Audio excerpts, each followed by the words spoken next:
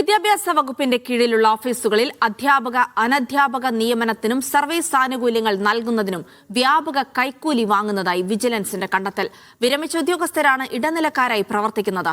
Thiruvananthapuram regional deputy ഡയറക്ടറുടെ കീഴിലുള്ള സ്കൂളിൽ ഭിന്നശേഷി സംവരണം പാലിക്കാതെ 11 അധ്യാപകരെ നിയമിച്ചതായും വിജിലൻസ് കണ്ടെത്തൽ. ഓപ്പറേഷൻ ബ്ലാക്ക് ബോർഡ് എന്ന പേരിൽ 41 ജില്ലാ വിദ്യാഭ്യാസ ഓഫീസുകളിലും 7 വീതം റീജിയണൽ ഡെപ്യൂട്ടി ഡയറക്ടർമാരുടെയും അസിസ്റ്റന്റ് ഡയറക്ടർമാരുടെയും ഓഫീസുകളിലുമായിരുന്നു വിജിലൻസിന്റെ മിന്നൽ പരിശോധന. വ്യാപക ക്രമക്കേടും അഴിമതിയുമാണ് ഓഫീസുകളിൽ നിന്ന് കണ്ടെത്തിയത്. നിലവിലെ ഉദ്യോഗസ്ഥരുടെ ഒത്താശയോടെ വിരമിച്ച ജീവനക്കാരാണ് ഇതിന് ചുക്കാൻ പിടിക്കുന്നത്. എയ്ഡഡ് സ്കൂളുകളിലെ അധ്യാപകരുടെ ആനുകൂല്യങ്ങൾ ഉദ്യോഗസ്ഥർ മനഃപൂർവ്വം വൈകിപ്പിച്ചു. ആനുകൂല്യങ്ങൾക്ക് ആനുപാതികമായി കൈക്കൂലി നൽകിയാൽ മാത്രമേ ഉദ്യോഗസ്ഥർ അപേക്ഷകളിൽ തീരുമാനമെടുത്തിരുന്നുള്ളൂ. കുട്ടനാട് വിദ്യാഭ്യാസ ഓഫീസിലെ ഉദ്യോഗസ്ഥൻ 2 സ്കൂളുകളിലെ ക്ലർക്കുമാരിൽ നിന്ന് 77,500 രൂപ ഗൂഗിൾ പേ വഴി കൈപ്പറ്റിയതായും കണ്ടെത്തിയിട്ടുണ്ട്.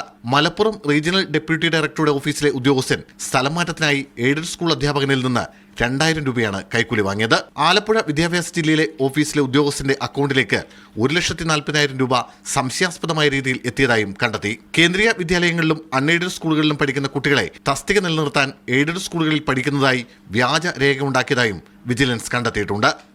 മീഡിയ 1 തിരുവനന്തപുരം.